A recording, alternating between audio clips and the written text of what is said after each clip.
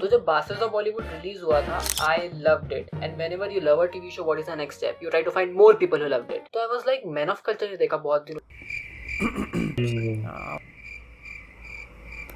हाँ हाँ, Yeah. कैसा लगा?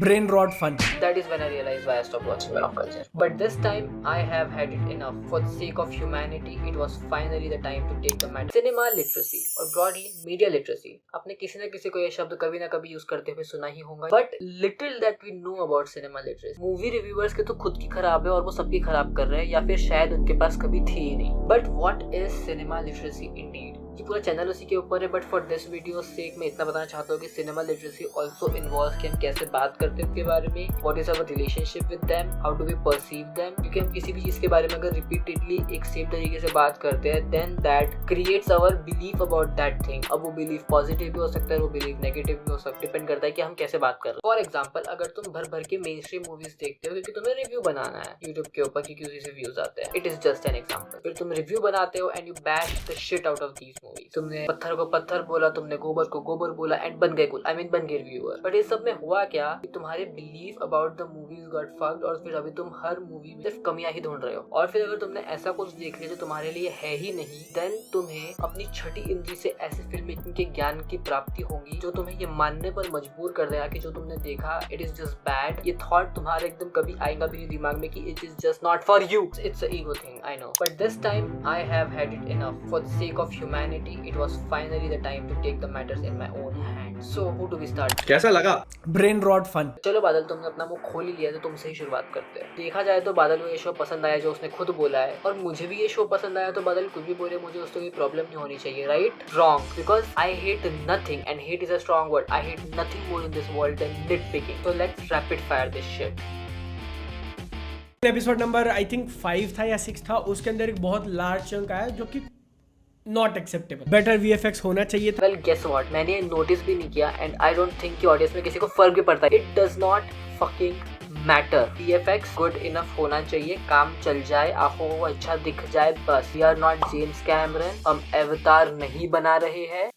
नेगेटिव पॉइंट में एक और चीज ऐड करना चाहूंगा जो कि बिल्कुल भी एक्सेप्टेबल नहीं है, कि तुम्हारा ADR डायलॉग का डबिंग करना एक ही सेंटेंस में दो बार अलग अलग फील हो रहा है, कैरेक्टर्स के लिप्स मैच नहीं कर रहे. That should have been done. Same, did not even notice. पता नहीं कहाँ ही लगा तुमको. No one really cares. कि वो जिस एनवायरमेंट में है रियल नहीं लगता. गलती से किसी गरीब या मिडिल क्लास को दिखाना, वो लगता ही नहीं कि भाई वो उसका घर हो सकता. मेन कैरेक्टर अभी पहला हिट दिया, दिखाते हैं कि वो एकदम टूटे फूटे घर में, जिसका पेंट मान लो 10-15 साल से नहीं हुआ, पपड़ियां निकली हुई है, ऐसे घर में रह रहा है, वो भी मुंबई में, साथ में 2 लोगों के साथ जो कि बिल्कुल भी काम नहीं करते. लेकिन मुंबई के ही उस गरीब से दिखने वाले घर के अंदर 5 लोग आराम से घूम रहे हैं. मैंने कम से कम 3 कमरे स्पॉट किए थे मुंबई के अंदर. इतना भाई कौन से गरीब हो तुम? देश का हायर मिडिल क्लास इंसान भी जाके मुंबई में 2 BHK से बड़ा घर नहीं ले सकता. तो ये डेफिनेटली एक बहुत बड़ा ड्रॉबैक है. अच्छा, बहुत बड़ा ड्रॉबैक है. एक एग्जांपल दूंगा मैं. डेयरडेविल के पास इतना अच्छा वाला अपार्टमेंट कैसे है, दैट टू इन न्यूयॉर्क. तो वो तो काम भी नहीं करता उतना, तो वो अपार्टमेंट कैसे अफोर्ड कर पा रहा है इतना अच्छा? मैं बताता हूँ कैसे. There is a whole article about it, जाके पढ़ लेना, डिस्क्रिप्शन में डाल दूंगा. तो ऐसा ही कोई चूतिया रीजन होगा जिससे वो अफोर्ड कर पा रहा है वो अपार्टमेंट. वो अपार्टमेंट कोई बड़ा रोल नहीं करता प्ले स्टोरी में. कुछ चीजें ओवरलुक होती है फिल्म मेकिंग में, और उन्हें ओवरलुक करना सीखो. ये कोई बहुत बड़ा ड्रॉबैक नहीं है. तो कुछ लोगों को बहुत खराब लग सकता है कि उसके पास कैसे है, मेरे पास नहीं है, but it does not matter. Overlook करो. फिल्म मेकिंग में बहुत सारी चीजें ओवरलुक होती है. It is called cinematic liberty. Now you can see that मैंने 2 बार बोला कि आई डिड नॉट इवन नोटिस. मैंने नोटिस भी नहीं किया. Same, did not even notice. But you know why मैंने नोटिस भी नहीं किया ये सब गलतियाँ? I care too much about my experience of watching something. मैंने अपने माइंड को इस तरीके से ट्रेन किया है कि मैं खराब चीजों पर फोकस ना करूँ और अच्छी चीजों पर फोकस करूँ, ताकि मेरा एक्सपीरियंस ना बिगड़े कुछ देखने का. मैं सिर्फ गलती पे अपना फोकस बना के ना बैठूं, ताकि मेरा पूरा एक्सपीरियंस रुइन हो जाए. क्योंकि अगर तुम गलतियाँ ढूंढोगे तो गलतियाँ मिलेंगी. और जहाँ तक बात है निटपिक्स की, निटपिक्स वो गलतियाँ हैं जो सुधारी जा सकती है, और लोग इन्हें हमेशा नोटिस करते हैं. While it is okay to laugh about it, ये कोई बहुत बड़ा ड्रॉबैक नहीं है. मिस्टेक्स लाइक दिस हर मूवी में होती है, इससे कोई फर्क नहीं पड़ता. And I don't even know कि ये आया कहाँ से कि तुम अगर रिव्यू कर रहे हो तो तुम्हें नेगेटिव्स बताने की जरूरत है, और फिर तुम नेगेटिव के नाम पे कुछ भी बोलने लग जाते हो, जबकि तुम्हें आइडिया भी नहीं है कि does it even qualify to be negative और नॉट. ये शो ब्रेन रॉट वाले फॉर्मेट पे चलता है, जहां पर चीजों को एकदम एग्जैजरेट करके कुछ भी ऐसा सर खुजा लो इस तरीके से प्रेजेंट करते हैं। ब्रेन रॉट कैटेगरी वही है जहां पर मेकर्स को पता है कि ये गंदा है लेकिन हम लोग बना रहे क्योंकि मजे लेने। सटायर के साथ ये चीज थोड़ी ओवरलैप जरूर हो जाती है, इसलिए लोग मिस्टेक भी कर सकते हैं कि शायद बास्टर्ड्स ऑफ बॉलीवुड सटायर है, लेकिन नहीं। सटायर के अंदर एक थोड़ा बहुत क्लास होता है कि चलो तुमने एक स्टैंडर्ड सेट करके प्रेजेंट किया है, जैसे कि Om Shanti. By the way podcast की शुरुआत भी ऐसे ही हुई थी। कैसा लगा? Brain rot fun. और यहाँ वो अपना पूरा जोर लगा के प्रूव करने की कोशिश कर रहा है कि bads of Bollywood is brain rot and not a satire. Satire के अंदर एक थोड़ा बहुत क्लास होता है, जैसे कि Om Shanti Om.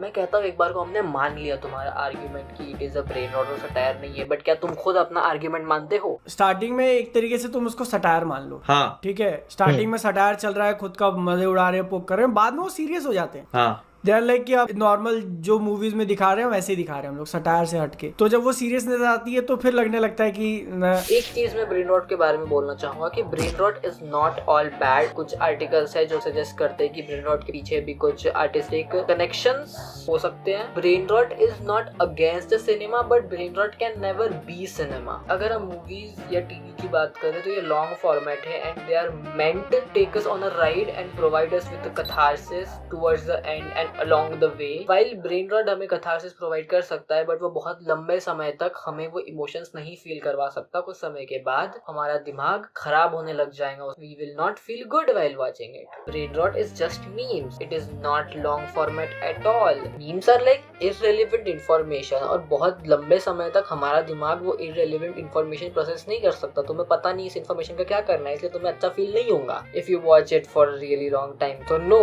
Bastards of Bollywood is not a brain rot। But अगर हम ये पॉइंट प्रूफ करने चाहिए कि बास्टर्ड्स ऑफ बॉलीवुड क्या एक सटायर है, तो देखो सटायर के बारे में मुझे खुद को भी उतना नॉलेज नहीं है, बिकॉज अगर मैं उसके बारे में भी रिसर्च करने जाता तो ये वीडियो शायद अगले महीने आती। तो मैंने थोड़ी सी रिसर्च करी है, कुछ तो मिला है मुझे। सटायर का एक टाइप होता है विच इज मैनिपियन सटायर, जो कॉमेडी से लेकर ट्रेजेडी तक कुछ भी हो सकता है। It is like a mix bag. तो Bastards of Bollywood can be that, और हर जगह जॉनर में उसका सटायर ही दिखता है, कहीं पे ब्रेन रॉट ऐसा नहीं दिखता। सटायर है या नहीं इस पे थोड़ा ये है, लेकिन मैं इस बात को क्लैरिटी से बता सकता हूँ कि वो ब्रेन रॉट नहीं है। And if you still think कि वो ब्रेन रॉट है and you do not agree with me, then Tarantino की सारी मूवीज ब्रेन रॉट है, deal with it. The moment they shifted to that love story, ऐसा लगा कि आप अगर इसी डॉगमा को एक्सपोज कर रहे हो, इसी पे मजे ले रहे हो, तो आप वही चीज को ब्रीथ करने के लिए स्पेस क्यों दे रहे हो? वैसे ही गाने, वैसे ही रोमांस, क्लीशे ट्रोप्स को यूज करना, तो वो काफी वेस्टेड सीक्वेंस फील हुआ वहां पे। जो लव स्टोरी वो दिखा रहे थे वो मैं पर्सनली उससे कनेक्ट नहीं हो पा रहा था। बहुत ही टेम्पलेट था। हाँ, कि हाँ मतलब एक गाना होना चाहिए, एक मोमेंट ऐसा होना चाहिए। मैं समझ रहा हूँ कि वो बिल्डअप था एंड के रिवील के लिए, वो आप टेम्पलेट फॉलो करने की जगह अपना कुछ किए होते ना वहाँ पे, वही स्पूफ को वही अगर मजे लेते हुए करते तो अच्छा हो। By the dogma he means कि अगर बॉलीवुड को एक्सपोज कर रहे हो तो बॉलीवुड के नक्शे कदम पर चलने की क्या जरूरत है? वो डॉगमा को एक्सपोज कैसे करेंगे अगर उसे दिखाएंगे ही नहीं? तो इट इज ट्रू कि काफी सारी बॉलीवुड मूवीज में लव स्टोरीज अंडर डेवलप्ड होती है। डायरेक्टली प्यार हो जाता है, लड़ने मरने की कस्में खा ली जाती है, डायरेक्ट शादी पे बात पहुंच जाती है। It is irritating, I get it, but if they were to expose the dogma they have to show the so called routine that you said it is and then make it not work out for them. And जैसा series end हुआ है, it did not work out for them. तो dogma expose हुआ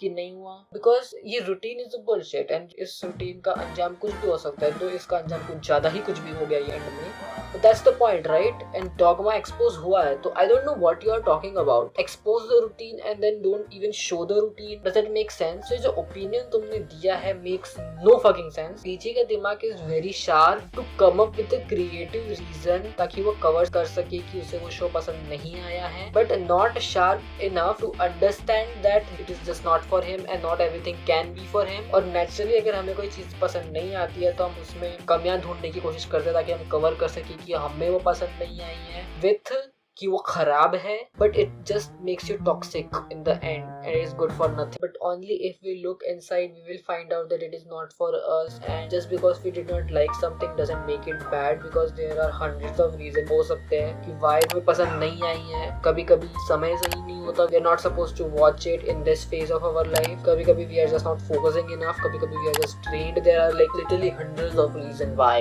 कभी कभी movies just don't hit after watching it. Sometimes they grow on you.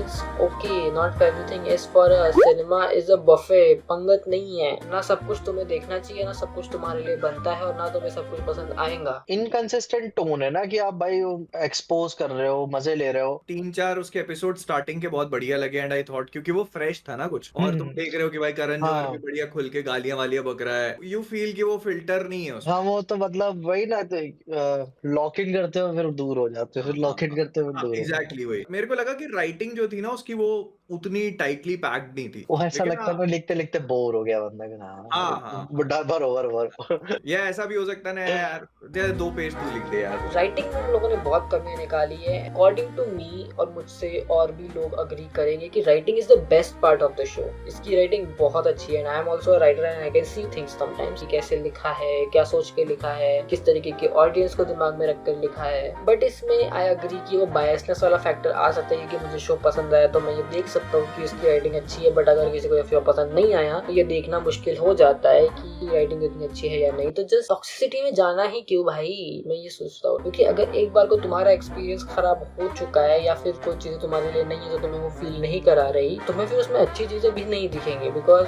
Your experience is what ever it is. अभी हो गया है, वो भी कुछ नहीं कर सकते उसका. आगे बढ़ो. It is completely normal. ये होता है, सबके साथ होता है. अगर आपको टी बहुत ही पसंद है, कंट्रोवर्सी, बॉलीवुड मसाला, बिग बॉस, किसने किसके साथ क्या बुरा किया, कौन निकाला गया, कौन जेल गया, तो you will enjoy as hell. एक तरीके से आर्गुमेंट मानी जा सकती है, तो I don't completely agree with it, because I did not know most of the tea that was addressed in the show. But मैंने इस बार बिग बॉस देखा है and I really loved it, so maybe he is correct. और मैं शायद ये point address भी नहीं करता इस वीडियो में, but then he said this. Bollywood के गॉसिप्स वाली कम्युनिटी से अगर आप आते हो तो आपको ये मसाले पे मसाला काफ़ी पसंद आएगा. लेकिन दूसरी तरफ अगर आप इसे एज ए एवरीडे ऑकरेंस की तरह देखते हो कि हाँ मैंने स्टार्स को पेडेस्टल पे नहीं चढ़ाया हुआ है, जो स्टार्स का नाम लेके चिल्लाते हैं मैं उनमें से अगर एक नहीं हूँ, तो आप समझते हो कि हाँ गलत इंसान भी होते हैं, चाहे भले ही किसी के पास कितना भी पैसा हो, वो भी गलती करते हैं एंड वो कोई आइडलाइज करने वाली चीज़ नहीं है. तो अगर उस कैटेगरी से आते हो तो आपको ये टाइम पास लगेगा. आई थिंक आइडलाइजिंग से पीछे का ये मतलब है कि जो लोग स्टार्स को वर्शिप करते हैं, क्योंकि फैंस तो सबके होते हैं. अगर हमने किसी का अच्छा काम देखा है तो उनके प्रति वो रिस्पेक्ट आ ही जाती है. It is not bad to be someone's fan and to idolize them, क्योंकि पीजे भी किसी ना किसी को आइडलाइज करता ही होगा. फिल्म मेकिंग उसे भी करनी चाहता है, मुझे पता है. तो आइडलाइजिंग जो वर्ड यहाँ पर यूज किया गया है, it is nothing but sugar coating, and वो वर्शिप ये वर्ड यूज करना चाहता था. जो लोग बिल्कुल अंधभक्त होते हैं ना स्टार्स के, उन्हें ये शो अच्छा लगेगा. And if you are not that person तो तुम्हें ये शो टाइम पास लगेगा. It is yet another statement said out of feeling of not liking something and also a statement which makes no sense. So I do not worship stars. मेरे जैसे और भी लोग हैं जो ये समझ सकते हैं, all you can idolize in someone is the work they did, the art they created, and not कैसे इंसान है, because humans can mess up and हम कभी किसी गारंटी ले ही नहीं सकते कि वो कैसा इंसान है. We still liked the show. तो आपका जो ये स्टेटमेंट है ना पीजे की, because you do not idolize a star तो तुम्हें ये शो टाइम पास लगेगा, इज रियली स्टूपिड एंड बहुत दोगला सेंटेंस है. कि सेथ रोकन की दी स्टूडियो आई थी, same concept bye masterpiece consider करूंगा. एमी इसमें काफी अवार्ड जीत गई. रेकमेंड करता हूँ, हर एक इंसान को देखना चाहिए. उसका सीजन 2 भी आने वाला है एंड उसके एस्थेटिक्स की तो बात ही क्या करे. वेल तुम वही शो की बात कर रहे हो जिसका पहला एपिसोड तुमने सबके लिए स्पॉइल कर दिया एंड ऑलमोस्ट रेडी बैठे थे दूसरा एपिसोड स्पॉइल करने के लिए. एनीवेज मेरी तरफ से स्टूडियो हाईली रिकमेंडेड है. It was one of the most anticipated show off 2025 for me and you should definitely watch it. But ऐसा बिल्कुल नहीं है कि just because you like the studio तो तुम्हें बास्टर्ड्स ऑफ बॉलीवुड पसंद नहीं आएगा और vice versa. It is simple. अगर तुम बास्टर्ड्स ऑफ बॉलीवुड में स्टूडियो ढूंढने की कोशिश करोगे तो तुम्हें बास्टर्ड्स ऑफ बॉलीवुड कभी पसंद नहीं आएगा. मैं तुम्हें अपना खुद का एग्जांपल देता हूँ. बैक देन जब मैंने बेबीलोन देखी थी, आई लव्ड इट. और बेबीलोन है भी एक परफेक्ट मूवी. उसके बाद मैंने एक शो देखा हॉलीवुड नाम का, विच इज ऑन नेटफ्लिक्स. मुझे वो उतना अच्छा नहीं लगा था क्योंकि मैं बेबीलोन जैसा कुछ देखना चाहता था and that is the whole point कि बेबीलोन जैसा कुछ और है ही नहीं. ना स्टूडियो जैसा कुछ और है, ना बास्टर्ड्स ऑफ बॉलीवुड जैसा कुछ और है. दो दूर से लग सकता है कि ये सेम कॉन्सेप्ट पे है और ये सेम है, but it can not make you feel the same thing जो तुम्हें दूसरी किसी चीज ने फील कराया है। तुम वो एक्सपीरियंस एम्यूलेट नहीं कर सकते। अगर तुम चाहते हो कि तुम वो फिर से फील करो जो तुमने फील किया था वो देखते वक्त, यू शुड रिवॉच वर्क करता है सबके लिए। मेरे लिए रिवॉच उतना वर्क नहीं करता, मेरे को लाइक भूलना पड़ता है क्या हुआ, तो rewatch it and feel the same thing. But for a lot of people rewatch काम करता है, तो you should definitely try that and just not be toxic. So जहाँ तक ये बात है, क्या स्टूडियो और Bastards of Bollywood same concept है? नहीं, दूर से ऐसा लग सकता है कि ये सेम कॉन्सेप्ट है, बट ऐसा कुछ नहीं है। Studio is strictly about producers, studio heads, while on the other hand Bastards of Bollywood is about everything. The two are not the same. फिर एकदम वाइब्रेंट टोन और लाइटिंग का यूज किया हुआ है, बहुत सारी जगह पे ये काम करता है। बहुत सारी जगह पे तुमको आर्टिफिशियल वाली फीलिंग आ जाएगी कि अच्छा ये सेट वगैरह लगाया हुआ है। भाई वो आर्टिफिशियल ही फील होना चाहिए, that's the whole point. The lighting signifies the glamour side of Bollywood, जो कि आर्टिफिशियल और बनावटी है। It is beautiful but we all know that it is plastic. Just because एक Hollywood action movie like Justice League अगर cheap दिख रही है तो वो उसका ड्रॉबैक बन जाता है, क्योंकि वो movie is suppose to show us a imaginary world and make us fall in love with it. उस मूवी का चीप दिखना उसका ड्रॉबैक बन जाता है। That doesn't mean a movie like Tropic Thunder अगर चीप दिखती है तो वो उसका ड्रॉबैक है। कभी कभी मोस्टली चीजें सिनेमैटिक लिबर्टी से होती है। अगर तुम मेन स्ट्रीम मूवी देखते हो तो उनमें ऐसा नहीं होता। ट्रॉपिक थंडर का चीप दिखना उसका ड्रॉबैक नहीं है, उसका फीचर है। वैसे ही जैसे बास्टर्ड्स ऑफ बॉलीवुड का आर्टिफिशियल दिखना उसका फीचर है। It is artistic choice. Shows अगर विजुअली डिस्टिंक्ट दिख रहे हैं तो it is a good thing, it is not a drawback. तुम सेम क्रिटिसिज्म हर चीज पर नहीं चिपका सकते। कोर में एक कहानी है जो कैरेक्टर से रिलेटेड है और इनकी प्रोग्रेस को दिखाने की कोशिश करती है। वहां पे ड्रामा है, वहां पर लव स्टोरी है और वहां पे थोड़ा बहुत एक्शन भी है, लेकिन वो सारी चीजें बहुत बोरिंग है। वो बॉलीवुड वाली चीजें, एक दूसरे को बैक स्टैप करना, फिर वो कन्वर्सेशंस कैसे कैसे आपस में बात करते हैं, मूवीज की डील होती है, कौन किसको फंसाने की कोशिश कर रहा है। This all Bollywood politics was very interesting for me. लेकिन इसके अलावा जहां पे मूवी वो ड्रामा पे स्विच करती है और वो लव स्टोरी दिखाने की कोशिश करती है ना, मेरे को खत्म करने में प्रॉब्लम हो रही थी। What kind of Brahmastra ask criticism is this? तुमने ब्रह्मास्त्र के वक्त भी यही बोला था, अ मूवी जिसका एंड वाज अबाउट द प्यार की ताकत एंड व्हाटएवर। ये मैंने पहले भी बोला है, मैं फिर से बोलूंगा कि बहुत सारी बॉलीवुड मूवीज में लव स्टोरीज अंडर डेवलप्ड होती है। बॉलीवुड मूवीज भी क्या, even Hollywood, dune, game of thrones में कैरेक्टर्स को लेकर काफी आर्केटाइपल अप्रोचेस होती है, क्योंकि वो एंशिएंट, माइथोलॉजिकल या मिस्टिकल वर्ल्ड्स में सेट है। तो कंसीडरिंग द टेक्स्ट, स्टोरीज काफी पेट्रियार्कल लेंस से लिखी जाती है। And it is also about Brahmastra which is set in a mystical world and उसकी stories about fate and love and destiny. It makes sense. And not very similarly bastards of Bollywood वो dogma को expose करने के लिए love story बीच में fit करी गई है, because as PJ said the routine is a bullshit and वो बुलशिट का अंजाम कुछ भी हो सकता है। बट यहाँ बात लव स्टोरी अच्छे से लिखी गई है या नहीं लिखी गई है उसका नहीं है। It is a matter of personal taste, as it is very evident from Mohit का review that he did not like the show. और ये एक ही क्रिटिसिज्म को हर जगह चिपकाने की एज ओल्ड प्रॉब्लम को अगर हम नजरअंदाज कर भी दे तो I kind of accept this review because it's quite balanced and mostly reviews ऐसे ही होने चाहिए and that is something I even respect you for. बस ये अपने दोस्त पीछे को भी सिखा दो, सही राह दिखा दो उसे, बकवास करते रहता है वो फालतू की। यू नो मैं ये वीडियो बनाने भी नहीं वाला था, वीडियोस तो मैं इनकी देखता भी नहीं, पॉडकास्ट तो मैंने बहुत पहले देखने का बंद कर दिया है, बट ये वाला पार्ट में देखने गया था because I was actually very excited about it, but मैंने थोड़ा सा देख के फिर बंद कर दिया था। It was my friend who watched it and उसका रिस्पॉन्स देख के I had to do it and I also wanted idea to make my first video about, so it is that.